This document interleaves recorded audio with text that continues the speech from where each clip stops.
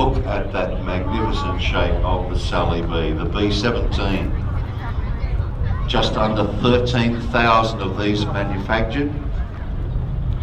First flying in 1930. Ordered through a legal loophole. You can see the bomb bay doors open there.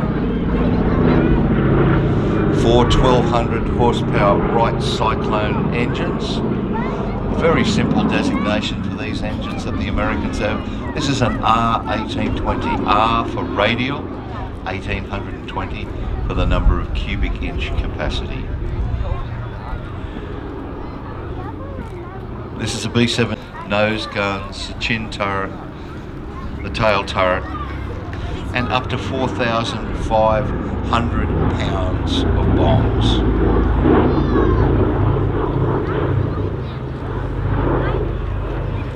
What it was designed for, a much smaller bomb load. Major use found in precision. This aircraft took the fight to Germany.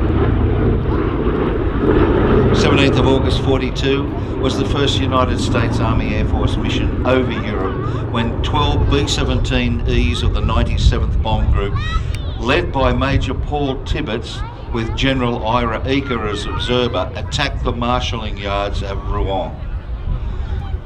Of mankind.